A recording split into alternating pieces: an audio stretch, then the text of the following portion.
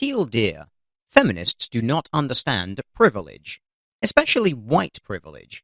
In fact, it seems really weird that feminists are even concerning themselves with a racist issue at all, considering they're supposed to be all about women's rights, but, hey-ho, such is life, I suppose. Let's go on, shall we? Hi, welcome to Feminist Friday. Hello, or should I say, hello. A series where we explore the social, the political, and the media from a feminist and intersectional perspective, and use a lot of F-words. Oh, it's one of these again, is it? Alright, let's go then. Today we're going to talk about privilege and what privilege means. Go on.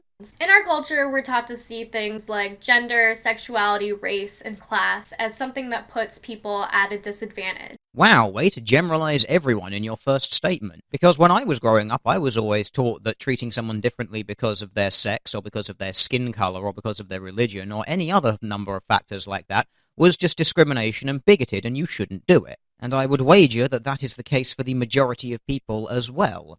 AKA, people of color are more disadvantaged than white people on the basis of their skin color. In what context? Or poor people are more disadvantaged than rich people. Yeah, that one I can agree with. But in doing this, we often fail to recognize the areas in which we're privileged. As a predominantly straight, cisgender person who comes from a middle-class family and is able to attend college... Oh, stop me if you've heard that one before. Anywhere. Ever. From any other social justice warrior. I have privilege because of my sexual orientation, because my gender identity and expression matches my biological sex, and because of my class and my access to education. I'm also able-bodied and relatively thin, so I don't have to deal with ableism or body shaming. However, I don't benefit from white privilege. Of course you don't, because if you did, you wouldn't be able to lecture everyone about it. Because even though I'm half white, when people look at me, they generally don't see me as a white person, because I'm mixed race and exotic. Again, nice of you to generalize and speak for everyone else. Personally, I didn't even notice until you said it. But I suppose that's just because I'm a racist who's denying your cultural heritage, right? And as a woman, I also don't benefit from male privilege. No, but because privilege, according to social justice warriors, is invisible to those who have it, then you probably benefit from a whole load of female privileges that you just can't see. If I were to send a resume to a potential employer, they would automatically categorize me as a woman because of my first name, and then they'd look at my last name and be like, hey, this chick is Asian. Firstly, I fail to see how either of these things are actually an issue, and secondly, if it bothers you that much, deed poll, baby! So before they even meet me, they're already making assumptions about me based on my race and my gender. Really? Are you absolutely sure that's what they are doing? In my experience, it seems like people accept the idea of class privilege the easiest because it's the only form of oppression that's still easily measurable today. Either you have money to pay the bills, or you don't. Wealth is like this tangible thing that's very easy for people to grasp in our modern-day capitalist society. Yes, because the amount of money that someone has can actually be proven. It is not something that is nebulous. And while, yes, I will agree that someone being born into wealth is a privilege, that hardly makes other people oppressed, does it? Unless, of course, that particularly wealthy person is somehow using their money to ensure that other people cannot further their own lives and cannot make a better life for themselves, which they're not. However, with white privilege and male privilege, people, particularly members of these dominant groups, are more resistant to understanding or believing in their existence. It's funny how people don't want to accept things that are nebulous and totally unquantifiable. It's really easy to say that sexism and racism are problems of the past when you're not directly affected by either of those things. According to Peggy McIntosh in her 1988 essay, White Privilege and Male Privilege, I have come to see white privilege as an invisible package of unearned assets that I can count on cashing in each day, but about which I was meant to remain oblivious. Stupid white males not knowing about cashing in their privilege. Someone should really tell this guy. In her essay, she goes on to list all the various privileges that she experiences on a daily basis. The first 5 of which were clearly such massive bullshit that you didn't even include them in your video. Number 6, I can turn on the television or open the front page of the paper and see people of my race widely and positively represented. Oh, so many white people being positively portrayed in the media. So many such positive things. I can't handle the pure amount of positive. As for the case of being widely represented, I wonder if that has anything to do with the dominant demographic of the country. We can do a simple test on this. Let's pick a random country and watch some of their television. Kenya. Kenya will do.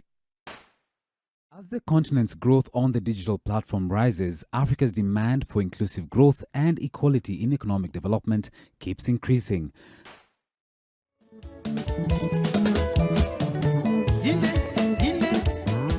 Hello viewers and welcome to the Offside Show, where we re-examine stories making the news. His style is different. He very much lives his name, Uhuru.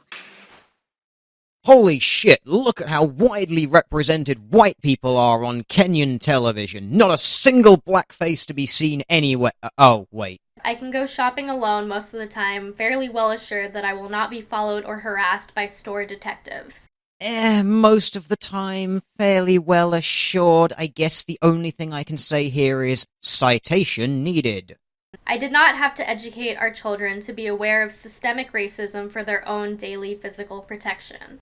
It's a two-way street. I can swear or dress in secondhand clothes or not answer letters without having people attribute these choices to bad morals, poverty, or the illiteracy of my race. In the US especially, we believe in very strongly culturally ingrained values of meritocracy and the American dream. Basically that you can attain anything if you work hard enough. It's even so ingrained in me that even though I know it's a flawed sentiment, part of me still believes it. The idea of meritocracy places the responsibility of success or lack of success solely on an individual rather than on the systems in place that might contribute to it. Way to go trying to single-handedly dismantle the last 50 years of progress that we have made in regards to racial and sexual equality. Because according to people like you, merit doesn't matter, the color of your skin does. And people will often use examples of people who have overcome adversity as tokens, as a way to dismiss that these systems of inequality exist, even though these examples are often rarities. So every time a woman achieves something or gets to a position of power, or someone from an ethnic minority achieves something or gets to a position of power, it's not actually because of their own merit, it's because the evil white patriarchy allowed them to do it as a token gesture to prove that it can be done. Wait a minute, that logic doesn't follow. It also actually entirely belittles the accomplishment of those people. It's like saying, well done, girlie, well done, blackie, you achieved something. Too bad it wasn't you that did it. It was, in fact, evil straight white men who did it for you. But we can't ignore that there are people who have been given success that they did not work for or earn simply on the basis of privilege. Yeah, hereditary privilege sucks for those of us who don't have it. However, it is not your place to punish someone else because their parents worked harder than your parents. No matter how many times or ways you slice it, somewhere back in that person's family history, someone pulled more than their fair share of weight to get their family where they are today. And people who have had to work twice as hard as their fellow colleagues just to reach the same status. Citation needed. When I think of privilege, I think of it as a blank slate. You're neutral and you can craft your identity in any way you want without having your race, gender, orientation, or whatever being a hindrance to it. What you have just described is the function of a meritocracy and nothing to do with privilege. There's a reason why most of the great literary classics are about straight, cisgender white men. It's because their experience is believed to be universal. Anyone can relate to a white man because they're not limited to the confines of their race and gender. White and straight and male and cisgender are neutral identities with unlimited possibilities. And all of those same facts can be read in an entirely different way, proving that straight white men have no actual identity of their own and are therefore entirely disposable and replaceable for the pleasure of the person reading that book. And while we're throwing out the great classics literary nonsense, I'd like to point out to you that there are several books out there that have actually been written by women and for women, and include people from ethnic minorities as the main protagonists, regardless of the time period. But I suppose these are all just flukes and anomalies. It's not like the best-selling author of all time is female who wrote a book for women starring a female protagonist. Oh. However, if you're a woman or black or gay, you're put into the category of other. Well, we've already disproven your statement about women there, but as for blacks and gays, who are a vast minority, especially in the Western world, there is a reason for that. Novels and works of art about women are considered indicative of the greater human experience. They're tossed aside into the category of women's novels, which, don't get me wrong, is a great category to be in, but it's not taken as seriously. Firstly, citation needed. Secondly, if something is deemed important enough to have its own category, I would say that's taking it pretty damn seriously. It's a niche category, as are black novels and LGBT novels.